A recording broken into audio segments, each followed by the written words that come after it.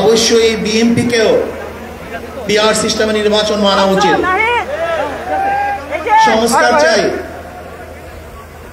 BNP বলছে আমরা সরকার গঠন করে ক্ষমতায় গিয়ে সংস্কার করব।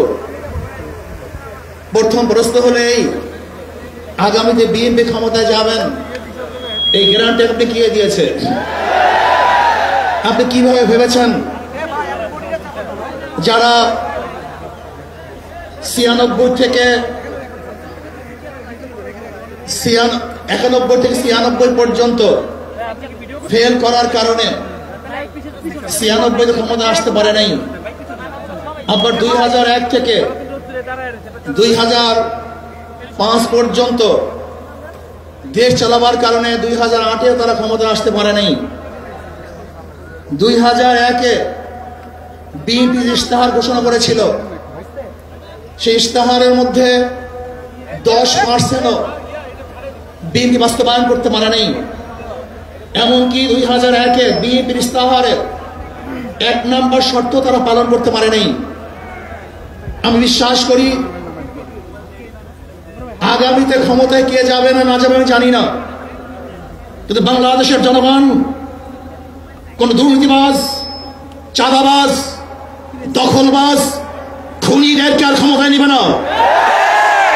বাংলাদেশের জনগণ রক্ত দিয়েছে, জীবন দিয়েছে বাংলাদেশে চাঁদাবাজি করার জন্য নয়, খুন করার জন্য নয়, দেশকে দখল করার জন্য নয়, দুর্নীতি করার জন্য মানুষ রক্ত দেয়, জীবন দেয় নাই। বাংলাদেশের মানুষ জীবন দিয়েছিল, মানুষ মুক্তি পাবে, শান্তি পাবে। আমার গরিব দুঃখী মানুষ ক্ষুধার্ত থাকবে না, বাংলাদেশের একজন মানুষ খোলা আকাশের নিচে থাকবে না, বাংলাদেশের একজন গরিব বস্ত্রহীন থাকবে না, আমার বাংলাদেশের কোন মানুষ গুম হবে না, খুন হবে না, বাংলাদেশের কোন ব্যবসায়ীকে চাঁদা দিতে হবে না, বাংলাদেশের প্রত্যেক নাগরিক অধিকার বাস্তবায়ন হবে, তারা শান্তিতে বসবাস করতে পারবে, নির্বিঘ্নে ঘুমাতে পারবে, আমার মা বোনরা ইজ্জত দিয়ে রাস্তায় চলাফেরা করতে পারবে, বাংলাদেশের মসজিদ থাকবে, মাদ্রাসা থাকবে, দাড়ি থাকবে, টুপি থাকবে, দাড়ির উপরে আক্রমণ করতে পারবে না, টুপিকে ছিনিয়ে কেউ নিতে পারবে না, ইসলামের ভাষায় গান পাস করতে পারবে না। জীবন দিয়েছিল, রক্ত দিয়েছিল, দ্বিতীয়বার দাড়ি টানবে এই দৃশ্য দেখার জন্য মানুষ রক্ত দেয় নাই। মৌলবাদীর বিরুদ্ধে আঙ্গুল তুলবে, মোল্লা বলে গালি দিবে, আজকে টুপি দাড়িওয়ালাদের ক্ষমতায় যেতে দেবে না, এই স্লোগান শোনার জন্য মানুষ রক্ত দেয় নাই। এই দৃশ্য দেখার জন্য বুকের তাজা রক্ত জমিনে ঢেলে দিয়ে মানুষ শাহাদাত বরণ করে নাই, কারণ বাংলাদেশের মানুষ শাহাদাত বরণ করেছিল এই জাতিকে মুক্তি দেওয়ার জন্য, কোরআন ও সুন্নাহর আইন বাস্তবায়ন করার জন্য। বাংলাদেশের মানুষ ওই ভারতের গোলামি করার জন্য রক্ত দেয় নাই। বাংলাদেশের মানুষ ভারত আমাদের দেশে কর্তৃত্ব করবে, আমেরিকা আমাদের দেশে কর্তৃত্ব নেতৃত্ব করবে, এর জন্য বাংলাদেশের মানুষ জীবন দেয় না, রক্ত দেয় নাই। বাংলাদেশের মানুষ সাধন, তারা নিজেরা আইন প্রণয়ন করবে, নিজেরা সংসদ পরিচালিত করবে, তারা নিজেদের পায়ে দাঁড়াবে। বাংলাদেশের মানুষ জীবন দিতে পারে কিন্তু কার গোলামি করতে পারে না। কেন ভাইয়েরা আমার, আমি বিশ্বাস করি আজকে মঞ্চে যারা আছেন, যদি আমরা মুনাফিকি না করি, মঞ্চে যারা আছেন যদি মুনাফিকি না করি, মুখের এবং কাজের কথা যদি একসাথে থাকেন, মুখের সাথে কাজের যদি মিল থাকেন, আমি এই লক্ষ জনতার সামনে কসম করে বলতে পারি আগামীতে ক্ষমতায় যাবে ইসলাম, ক্ষমতায় যাবে ইসলাম।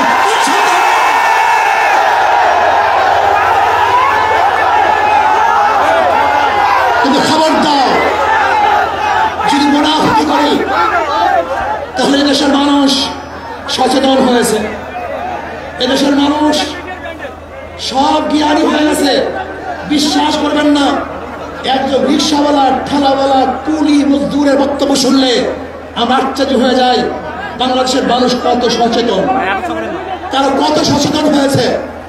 যদি আমরা মুনাফিকি না করি, যদি আমরা ঐক্যবদ্ধ থাকি, বাংলাদেশে একটা বাক্স ইসলামের নামে দিতে পারি, যেরকম আমেরিকা এবং ওই সারস ইসরায়েল ইরানের আক্রমণ করে ফেলেছিল, মুহূর্তের মধ্যে নিচ্ছিন্ন করে দিবে, কিন্তু আক্রমণ করার পরে দেখেছে ইরানের গুহার থেকে কোথা থেকে বোম মিসাইল চলে আসছে, আমেরিকা এবং ইসরায়েল যেরকম অনুভব করতে পারে নাই, বাংলাদেশের বুকে যদি একটা বাক্স দেওয়া হয়, বাংলাদেশের ঘরের থেকে এমন মিসাইল বের হবে, এমন বোমা বের হবে, গোটা বাংলাদেশ থেকে, গোটা দুনিয়া থেকে ইসলামের দুশ্মনদের ধ্বংস করে ফেলবে ইনশাআল্লাহ। ঐক্য হন, মুনাফিকি করবেন না, একসাথ হন, ঐক্যবদ্ধ হন। এইটা আমার মেসেজ থাকবে। যদি ঐক্যবদ্ধ ভাবে ক্ষমতার লোভকে সংবরণ করে, আমি ক্ষমতায় যেতে চাই না, ইসলামকে ক্ষমতায় নিতে চাই। আমি ক্ষমতায় যাইতে চাই না, কোরআন ও সুন্নাহকে ক্ষমতায় নিতে চাই। যদি আদর্শ লালন করেন, এই নীতি আদর্শ যদি গ্রহণ করেন, ইনশাআল্লাহ নাসরুল মিনাল্লাহি ফাতহুন করিম, অবশ্যই সাবিরিন। সেই দিন আসতেছে, আমি দেখতেছি, মনে হয় আমার চোখের সামনে আমি দেখতেছি, ওই সংসদের মধ্যে কলেমার কথা হবে, কোরআন ও সুন্নাহর কথা হবে, লা ইলাহা ইল্লাল্লাহ উচ্চারিত হবে। গোটা বাংলাদেশের মানুষ শান্তিতে বসবাস করতে পারবে, জুলুম থাকবে না, অত্যাচার থাকবে না, অবিচার থাকবে না। প্রত্যেকটা মানুষের প্রাপ্তি তাদের ঘরে ঘরে পৌঁছানো হবে। আজকে আমার মা বোনেরা মনে করছে ইসলাম ক্ষমতা আসলে আমাদের অবস্থাটা কি হবে? ইসলাম ক্ষমতা আসলে প্রত্যেকটা মা বোনের ন্যায্য অধিকারকে প্রতিষ্ঠিত করা হবে। ইসলাম ক্ষমতা আসলে আগামী 5-10 বছরের মধ্যে সমস্ত গরিবরা দরিদ্র সীমার উপরে চলে যাবে।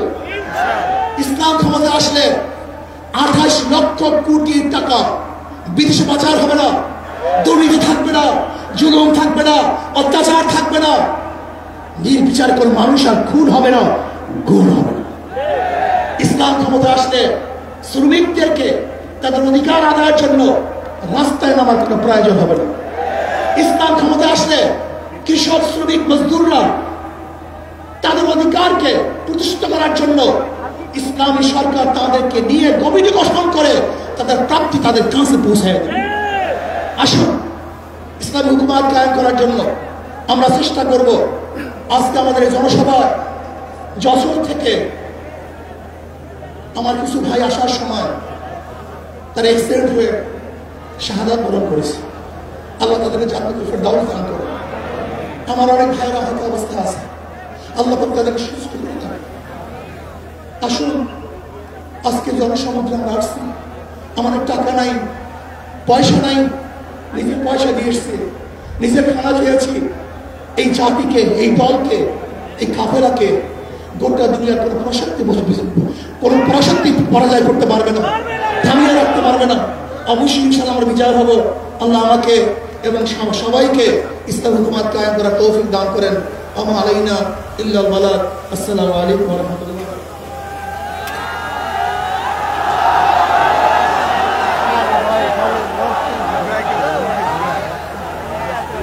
সংগ্রামী বন্ধুগণ, আজকের এই ঐতিহাসিক মহাসমাবেশে এ পর্যায়ে